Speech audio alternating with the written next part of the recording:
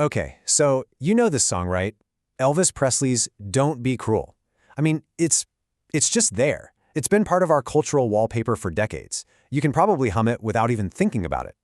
But what if I told you that under that super smooth surface, there's this masterpiece of hidden anxiety, that there is way more going on here than you'd ever guess? And that's really the question we're going to dig into. On the surface, yeah, it's a perfectly polished, easygoing love song. But if you really listen, listen closely, there's this deep, vibrating tension just under that calm sound. It's a feeling of, well, profound instability, and that's what makes it so fascinating. All right, so let's peel back the first layer here, and that's the words themselves.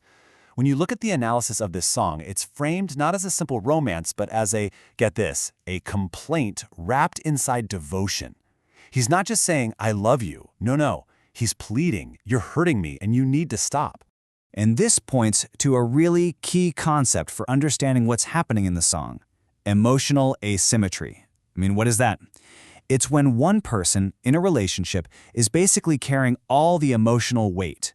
They're doing all the work to keep things going, while the other person, they just hold all the power.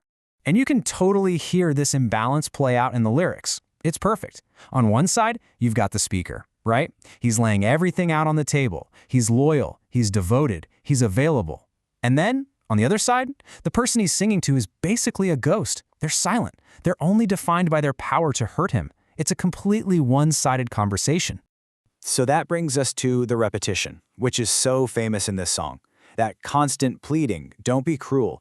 It's not just a catchy chorus, not at all. It's actually a signal of some pretty deep dependence. Think about it. The more he has to ask, the more you get the sense that he literally can't stabilize himself without getting that reassurance. Okay, so the lyrics are just dripping with anxiety, right? But here's the million-dollar question. Why does the song sound so incredibly calm, so confident? To figure that out, we have to look at the performance itself. This is where the real magic happens.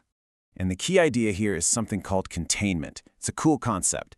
See, instead of letting all that tension in the lyrics just explode into this raw, desperate performance, the song channels it. It holds it all in. It packages all that anxiety inside this really polished, controlled, and super confident rhythm. So the rhythm itself becomes this incredibly powerful tool of persuasion. That steady, insistent groove, it's doing three things all at once. First, it stabilizes our insecure speaker. Second, it normalizes his constant pleading, making it sound reasonable. And third, it creates this bond of trust with us, the listener. That groove is what transforms his vulnerability from something needy into something, well, charming. All right, so why did this gentle-sounding but secretly anxious plea become such a monster hit? How did that happen? To really get that, we need to zoom out. We need to look at the bigger picture, the exact historical moment this song landed in.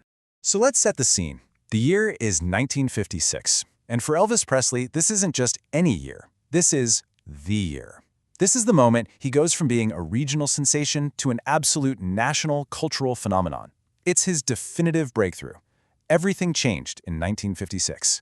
And the speed of that rise was just stunning. Check this out. In January, he makes his first national TV appearance. By March, his debut album drops. And then, in July, he releases Don't Be Cruel as a single, with the raw, aggressive Hound dog on the other side.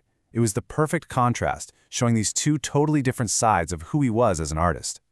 And that's what made this song in particular so revolutionary.